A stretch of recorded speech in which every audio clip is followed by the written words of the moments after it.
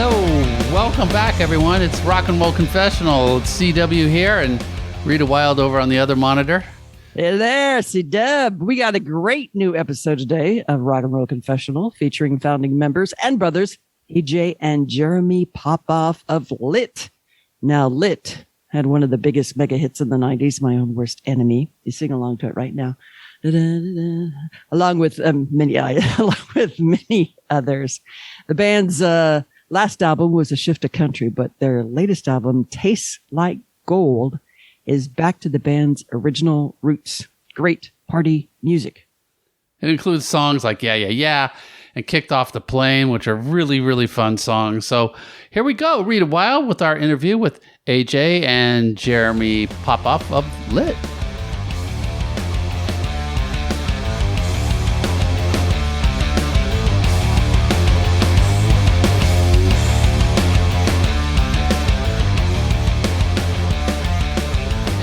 We're both Long Beach, California. We're right by your old stomping grounds.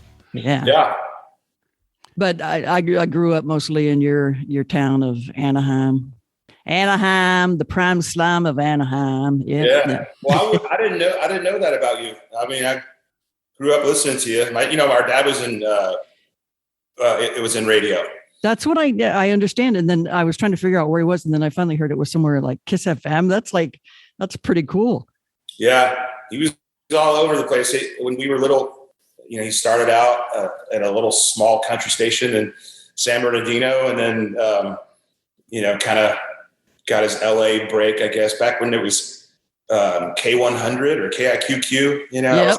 First LA one, and then he went to Kiss after that. And then when he left Kiss, he went to, it was called like Transtar, and then it was Unistar, and it was kind of the beginning of, it was like the early days of what ended up being like satellite radio and like syndicated radio. So he would like go in and he'd be on 30 or 40 stations live at one time, and it'd be some small market in Fresno, and it sounded like he was there and people were none the wiser, But it was a trip. What's his radio name? AJ Martin. AJ Martin. Okay, yeah. AJ Martin. I was trying to think. I don't know a Popoff in the industry, but no. Yeah. But we know these guys, and we're joined now with Jeremy Popoff from Lit. So many things I want to talk to you about. First of all, congratulations on this new album. It sounds like you're back in the pocket of where. I don't know. I don't want to say where you should be, because that last album, that country flavored album, was really good. And don't give up on those dreams, But this one is like, I think, what people would expect from Lit. Yeah, I think I would agree. That was the goal when we started writing this record. After the These Were the Days record, which I love that record, but it was one of those things where right after it came out, it was like, oh, I wonder, maybe we should have called that something else, but people were gracious enough to give us that freedom, if you will, to kind of go there. And a lot of people really liked it. And I think some people were confused, but I think that doing that made us realize that we wanted to go back to the roots, so to speak. And so, yeah, right at the beginning of the lockdown, we started writing, which became this record. And it was very much a focused effort of, let's go back to the old school, Am I good on audio and everything? Hi, AJ. Hey, AJ. We were just talking a little bit with Jeremy about, growing up in Anaheim and your dad being a DJ and that kind of stuff. Another interesting thing about your background is your grandfather was a jazz musician, and then your dad goes into radio, and you just had so much music around you. It just seems like, music was your destiny in a sense. Yeah, it kind of seems like it. I mean, we were born into it, and it was just the norm, to have records playing all the time and go to our grandparents' house pretty much a lot of weekends out of the month. Our parents would, they were still living their best life, and going out on weekends, and we'd go hang out with them. And our grandfather was a jazz drummer. I mean, he did everything. He played organ and sang, and back in the day was dancer and all that stuff they were doing post World War II. And he had a drum set in the garage, and I really wanted to play that drum set, this cool gold sparkle drum set. And he wouldn't let me play it till I got a practice pad and like learned how to hold the sticks properly. And I had to kind of earn my way to it. And then eventually he let me get behind his set and basically put on jazz records where I was just like, what the hell am I going to do with these songs?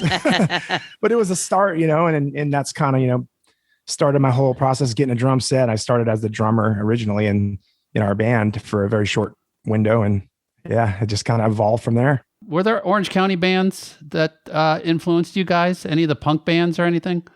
Probably not really. I mean, you guys were really young when punk was starting, right? Yeah, I mean, the punk bands definitely that we like, and liked then. Not as much punk rock as heavy metal for us. We were, big Iron Maiden fans and Ozzy and Metallica. And that's so cool. Jeremy, I don't know. Well, Jeremy. we got, when we were in high school in the, late 80s. And so the Sunset Strip and the hairband thing was all the rage, and yeah, it's the prime. We were starting a band because we weren't that great at sports and we wanted to be cool and hit chicks and the chicks all liked that kind of stuff. And so we were playing Sunset Strip clubs when we were, 17, 18 years old, because that was the only clubs that would allow underage kids, So yeah, I think that era, we were way more into what was happening in Hollywood as opposed to Social Distortion in Fullerton, Years later, obviously, that became very much part of our soundtrack, and the culture of Orange County punk rock and rock and roll became very much a part of who we were. But just early on, we kind of weren't around for much of that. I think also we were kind of like, what we wanted to do ultimately was kind of not so punk rock. I mean, a lot of the punk rock bands, the last thing they were thinking about was a video on MTV or a song on the radio. And for us, that was a dream, we watched MTV every day we got home from school. And it was just such a big part of our upbringing that we were like, we wanted to have a video on MTV. We wanted to be on the radio because our dad was a DJ, growing up. So like, those were our goals. And punk rock was like, screw that. That's a sellout move. You know what I mean? So that's the one thing that we didn't have in common with the punk rock, lifestyle. But like Jeremy said, it definitely became part of our, makeup. Punk rock was anti-money. So if you guys ever wanted to make a supposedly, profit, yeah, I got news for you. Mike is not anti-money. Yeah, yeah. The money's not bad, but if you don't want to if you want to do this for a living and, and I think most punk rock bands love what they do. Well, you got to make money doing it, right? Yeah. Come on. One of the things that we picked up on from them though, is a lot of people maybe don't think of Lit as this, but we're very much punk rock in our work ethic and our DIY attitude and mentality. We were relentless guerrilla marketers. When we were a local band, nobody left the house without a pocket full of stickers and, CDs in the trunk and flyers. And, we go into a bar, you knew we were there within a few minutes of being there, because we just used every opportunity we had to promote our band and to promote our show or to turn people onto our music. And that was very much, we ended up becoming really close friends with a lot of the local punk rock bands and because we shared that ethic, and that sort of that drive. How helpful was that? I mean, because especially on the street, like on the Sunset Strip, in those days, it was like the clubs were all happening. Like you said, you could get in there and play, but you had to have something that separated you. And if you had flyers and stuff like that, it's like, a great way to get that name out there. And I really commend you for that fact on marketing, because you really, really did that well. Thank you. I was just going to say that, and that style of marketing, I believe strongly to this day, if that's how bands, you reach a lot more people through your TikTok or your Instagram, but I think that one-on-one, face-to-face after a show, shaking hands, meeting people is really how you connect, Absolutely. Like lifers. Yeah. So now it's like, okay, the last couple of years just been insane, and you're back out on the road. You had a couple of dates in May, and you're kicking off Thursday, another part of the tour in Millville, New Jersey. Now I know you both are from Anaheim originally, or not originally, but based in Anaheim. Mike Trout of the Angels is from Millville, New Jersey. Hey, where you play all right. Thursday. Well, that's good to know. Yeah. No, I didn't use it out there yet, because they'll go crazy. The Millville Meteor, they used to call him. So all right. That's great. Noted. One thing about the music and stuff is you guys have this really wonderful ability to write that pop perfect kind of song. Like like the first couple of songs on the new album are like under 3 minutes. And that used to be the go-to in radio, under 3 minutes and stuff like that. You get your message across, you get everything across. But doing that is really difficult. I think Tom Petty was really, really good with that. And Heartbreakers, like on their first album, American Girl, Breakdown, stuff like that. It's just like great stuff. So did you spend a lot of time songwriting? Was that something that you have really worked on trying to craft? Definitely. I don't think we've ever really stopped trying to figure it out and one thing about, about the shortness of most of the songs, I feel like, when we get to the part where there could be a bridge, if the bridge isn't better than the part before, then sometimes we'll go like, does it need a bridge? I don't particularly enjoy when I hear a song and 5 minutes later it's the same thing. It's like, I feel like if like you said, you kind of get to the point, you say what you have to say, you get out and on to the next one, But we've always been fascinated with the process of songwriting, and walking into a room with nothing and walking out with something that could potentially be played at somebody's party or wedding or funeral or whatever, and it's bizarre and cool and crazy to think that I don't think we ever claim to know why. We're more like lightning rods, I guess, and we're out there in the rain hoping that something can strike. Pretty much works. Yeah, you never know. You definitely can't think like that when you're writing a song, because that's a lot of pressure to think of someone's funeral or like wedding. That's pretty heavy. So we just try and keep it light until we just set it free into the world and just hope it does well. That's what's so good about the new album that comes out on the 17th is Tastes Like Gold, June 17th, is the fact that, like you're listening to it and it's like, you kind of forget the pandemic. You kind of forget for a few minutes that all that crap in the last couple of years has gone on. And it's awesome. Just, let's rejoice. Let's, get back to music and enjoy that.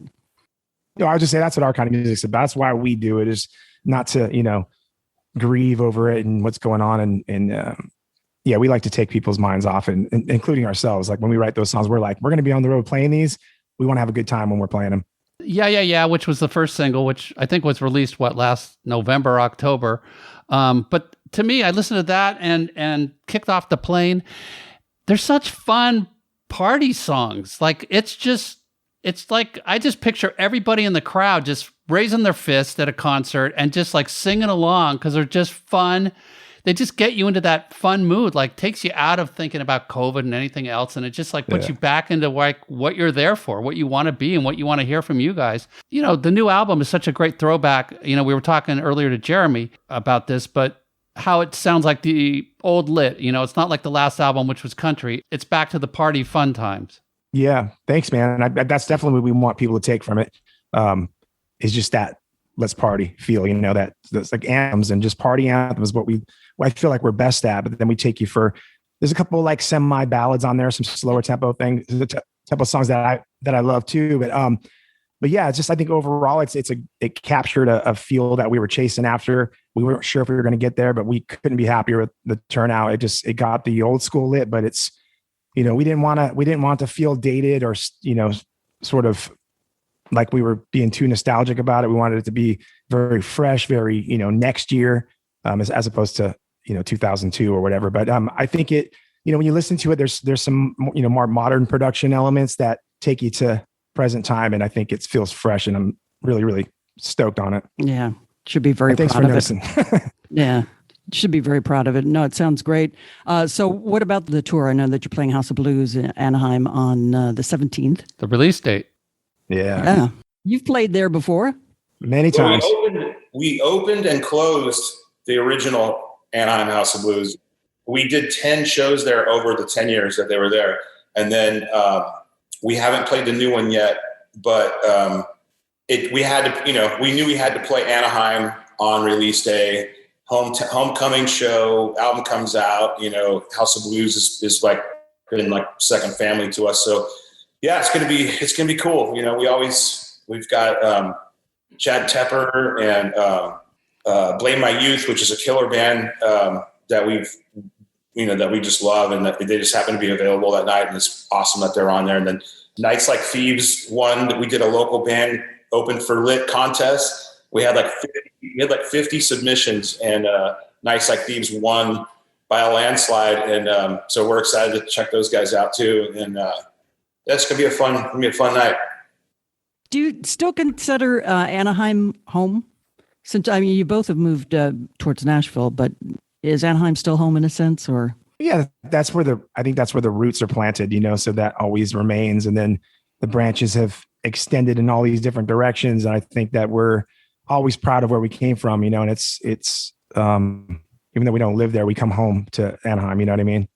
Yeah. There's something about Nashville though, and it's kind of like not like a mecca, a vortex, like Sedona's a vortex, and Nashville, I think, is this musical vortex. It's just like everybody's flocked there, or it seems like everybody has, but there's just so much talent there. I mean, it just, you have to be inspired just living in that city. It's what draws people here originally, I think. And then it's what keeps people here is the creativity and just the level of talent and the community, the sense of community. And then there's also just a humble, like, I'm not sure what the word would be, but the quality of people, and just the quality of life. It's just a cool place. I mean, it's not weird to be at the local watering hole and having a beer with, Vince Neil and Justin Timberlake's mom, and then the local plumber and the local fence builder. And everyone's sitting at the same table having a beer, in the sunshine, enjoying life. And there's no pretentiousness other than Vince's Ferrari parked outside. But it's just funny, man. And just everywhere you go, it's just like, I don't know. It's just normal, cool people, and it's refreshing, Yeah. It's not that LA like competition thing. Yeah, it's just like I just imagine it like I was telling Jeremy earlier, AJ, before you joined on. It's like I hope you guys don't get discouraged with the last album, the country flavored album, because there was some really great songs on there, really good stuff. And if people don't follow it, maybe they need to stretch their boundaries a little bit too. Maybe that's not what they were expecting from Lit. They're going to get it this time with this new album, but some of that songwriting on that album was great. So congratulations on that, and play true to your heart. Keep on thinking that, and I think you'll just have extra longevity, as it were. So appreciate that. Yeah, means a lot. I want to know if you're still your own worst enemy. Absolutely. Yep. Are you still just as crazy? I mean, I wouldn't say we're just as crazy, but I mean, you're probably not human if you don't have at least one day a week where you're like, what was I thinking? Or like, I can't, we're all our own worst enemies on different levels. And there's just, whether it's you're your worst critic or, whatever, you're always kind of beating yourself up over something, you know what I mean? Whether it's getting too drunk or being an ass or if it's just, hey man, go easy on yourself. Yeah. That must have been just like, just such a thing where you pinch yourself, it's like you had your mindset. Okay, we want to have hit records and we want to be on MTV. And then you get this video and it's like, it's just all over the place. And it gave you exposure that you probably never would have had otherwise. So, I mean, you played it all correctly. It was a crazy time. I wish we could be fun to go back and relive it again, because it was it happened so quickly that, it was like we were in this blender, just like, whoa. And then we, got spit out on the other side and we're like, whew, that was crazy. And then you do it again. Yeah. Then you check for some rest stops. AJ said, we used to come home, watch TRL or watch MTV or, listen to the radio. And, even when we were recording A Place in the Sun at the studio, in the lounge, the TV was on, it was on MTV constantly. And it was just weird in a weird way, it was almost like we were on this side of the TV and then we were on this side of the TV. And it was like we were in the box, like going, whoa, and being interviewed. And You know, and here we are talking to Rita Wilde, you know, and who we listened to when we were kids, you know, for our whole lives. And getting interviewed by Matt Pinfield and like going like, wait a minute, what? We have so many things we want to ask you, but like you're asking us questions now, and it was a trip, man. Just such a trip to be people records that we owned and artists that we admired and respected became our peers. Like that's super weird, you know. I love it. Pretty awesome. Did you ever ask for autographs? Still do. Do you? Okay, who's your best piece of signed memorabilia? What is it? I have.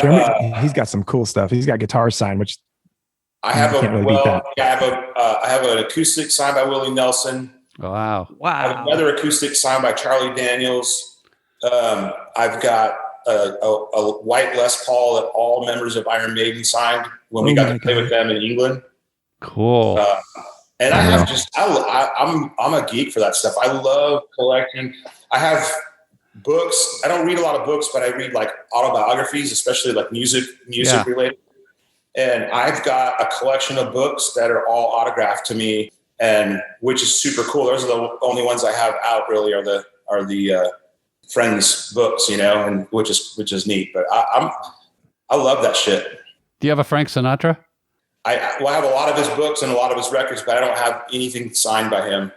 I just saw something. There was some letter that was just sold like in the last couple of days or something for like $20,000 went at auction or something. And that's probably cheap now when you look at that kind of stuff. Yeah. From Frank Sinatra. Yeah. Yeah. Oh, that's cool.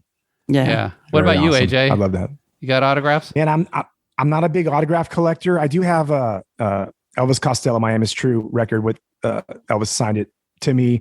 So that's one of my prized possessions. He's one of my biggest influences. And as far it's not really an autograph, but I save it. It's Pamela Anderson. She signed it and gave me her phone number. So no, it's just a little piece of paper with her phone number on it and her name. And she signed. It was more. She just gave me her phone number, and I kept it. And I never called it, and I just save it. Have you called it? Have you called it lately? Just to see? I won't. I just want to. I'm sure it's the numbers change, but I'm just going to pretend like I can call her whenever I want. Whatever. You got her number. You got her number. It's a fax machine. My wife wouldn't. My wife probably wouldn't let me call her. The fax machine. So the new album, Taste of Gold, you guys did a remake of a Cars song. How come? Because it's the Cars. We always it's awesome. We have a song from the Atomic record called "The Last Time Again" that we put a little Cars teaser in there in the bridge, and we've been doing it live for a lot of years.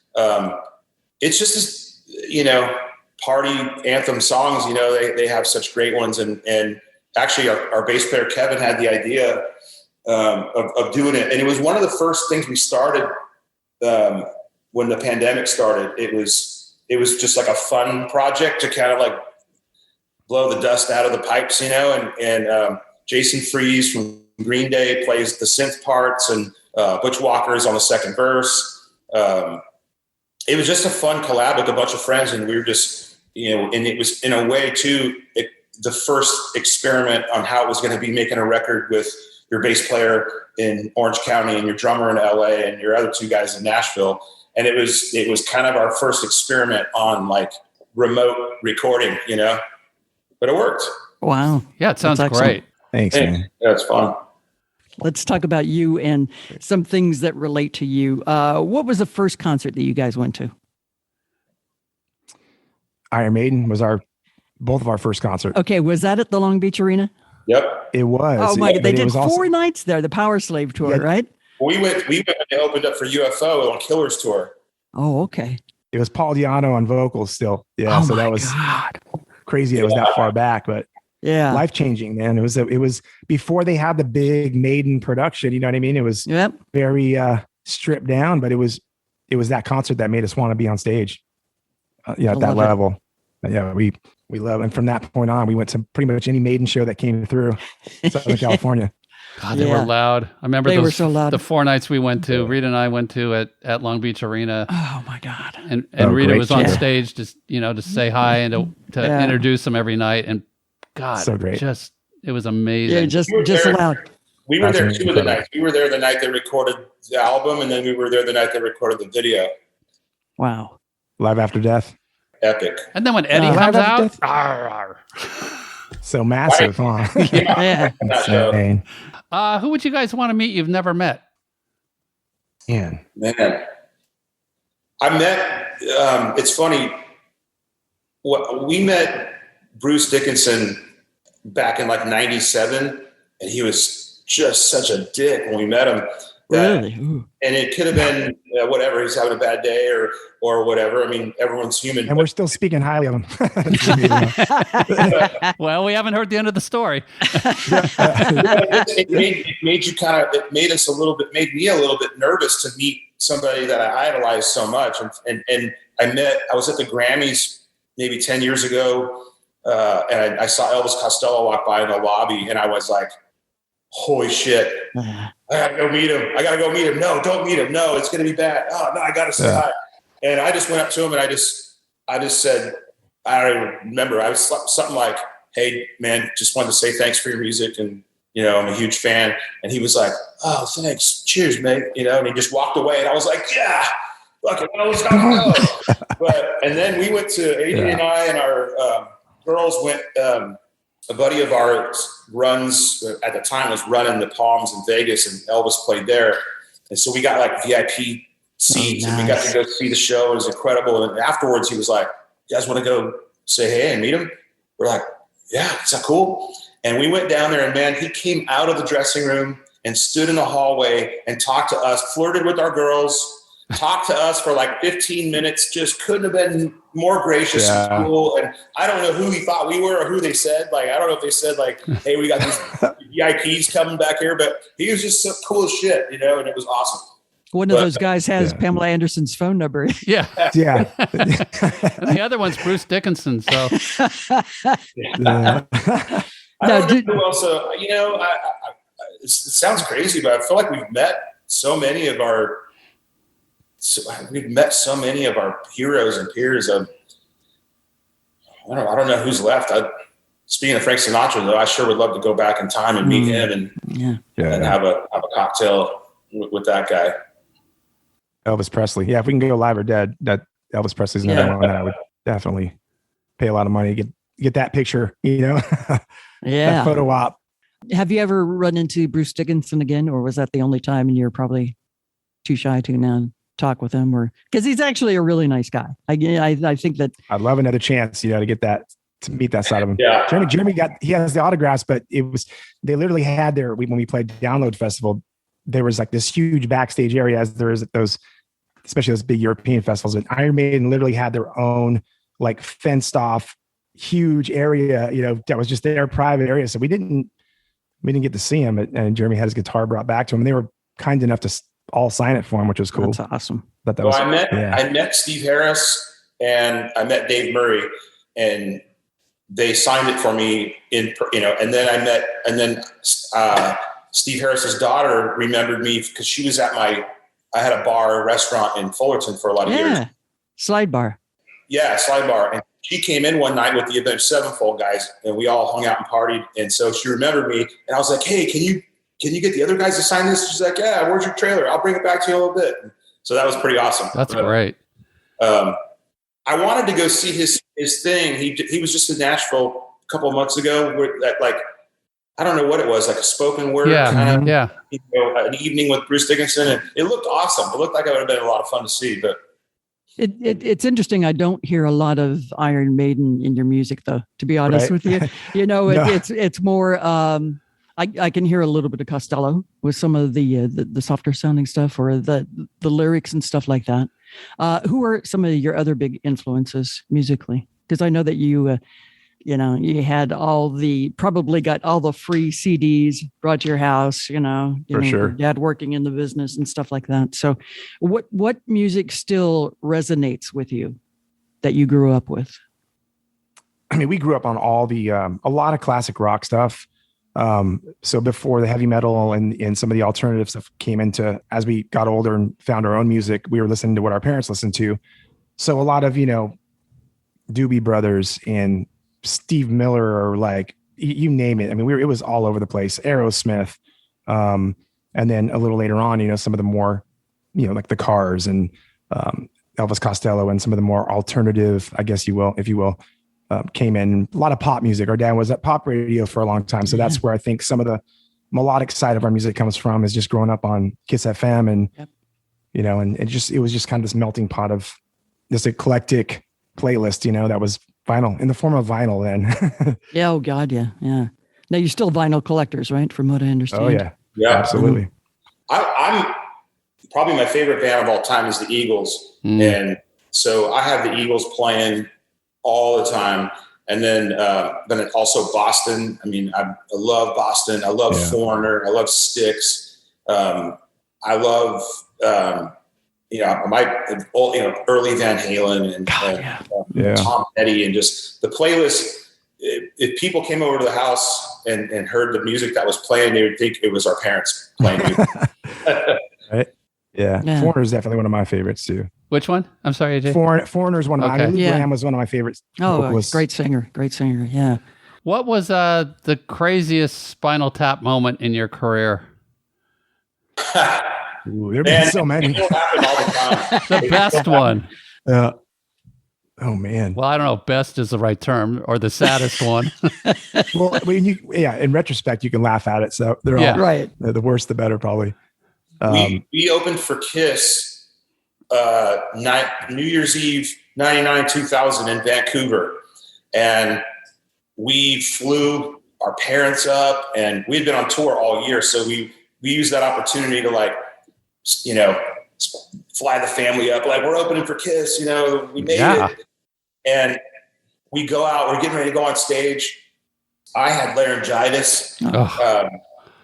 So I wasn't sure how I was going to sing my harmonies or whatever, but I went out there and I hit the guitar and I check it. I'm all, and I'm like, hey dude, I hand it to my guitar tech. I'm all, it's tuned standard. It's not half step down. He's like, no. He plugs it back in the tuner, and he's checking it, and it's like, dude, it's in tune. And I'm like, I'm thinking, is it the antibiotics? Is it like, what is happening? Like, it doesn't sound right. So I'm like, Kevin's on the other side of the stage. I'm like, dude, give me an A. And he's like, go. I'm like, it's not in tune. Kiss's guitar tech's like, let me see that thing. He plugs it into Kiss's strobe tuner or whatever. This goes on for 12 minutes. And we only have a 30-minute set opening for Kiss. So literally, and I'm like, I couldn't figure it out. And I look over across the stage. I see my pedal board, and I have this one pedal that shifts it's a Digitech whammy, and it shifts the pitch. And it's never supposed to be on. I turned it on for one song. My guitar tech had accidentally hit it, and I saw the light glowing on it. I'm like, mother. And so we literally went out, played 3 songs. That was it. Well, you still got to open for Kiss. I mean, hey, get the picture. That's all. Yeah, that's all because you know how much that costs nowadays to get a picture with Kiss. Yeah. Before they did the IP meet and greets, I think. Exactly. Exactly. I know you're probably just anxious to get back out there on the road Thursday. Millville, don't forget, Mike Trout. But congratulations on the. Down. Okay, good. And don't forget the new album, Taste Like Gold, will be out on June 17th. And it's really a good record, guys. Really good record. So thank you very much. Appreciate that. Wishing you all the best with it, and congratulations again. Thanks so much. Here's the better times, and go out there and it's like, make the people smile again. Right on. Appreciate you guys. A real pleasure to talk to you. You too, Jeremy. Yeah. AJ, appreciate it. Thank you so much. Great meeting you guys. Yep. Take care. Bye-bye. Really enjoyed our conversation with these guys. It was so great to get to know them a little bit because, they're local guys, and just really, really fun. And really fans of yours, because I grew up listening to you, Rita Wild. So that was cool. That was nice. And, I definitely knew their dad. Didn't know him, but knew of him. AJ Martin was his name, I guess, on Kiss FM. And definitely knew him doing afternoons. And very cool. I guess he's doing voiceover stuff now. So I'm not sure what he's doing, but very cool. And the boys are very successful and having fun living in Tennessee. Yeah. So our thanks to AJ and Jeremy Popoff, and special thanks to Ken Phillips for setting up the interview. Thank you, Ken Phillips. Thank you, Ken Phillips. You can pick up the new album on vinyl or CD at your local music store. It comes out on the 17th, which this show does also, so that may be irrelevant. For limited edition vinyl or CDs, go to litband.com. And, of course, you can always stream their music wherever you listen to great music, like Spotify or what else? What do you listen to? Sometimes Apple, sometimes Spotify, sometimes, what is that other one? Amazon. Okay. Well, just listen. It's good. It's a really good album. In fact, we couldn't download it because it's, secret. But Ken was kind enough to send us a copy afterwards. So I'm looking forward to reading the liner notes. You don't get that much anymore. The band has a bunch of tour dates through October 2022, including House of Blues Anaheim for a big record release party on June 17th.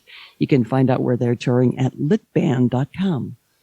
Also, check out our show notes at Rock and Roll, ROCKAND, roll, confessional.rocks. Yes, it is a website.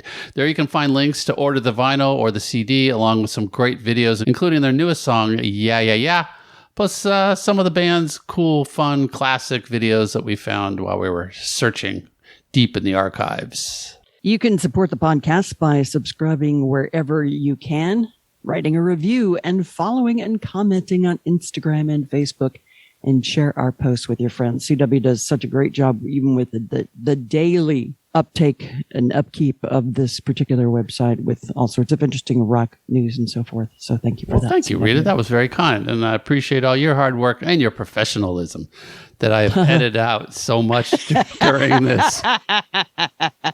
this little intro and outro that we've recorded. If the fans only knew what you're really like. Yeah, that's true. All right, everybody. Thank you, as always, so much for listening. We really appreciate it. And keep on rocking and rolling. Cool.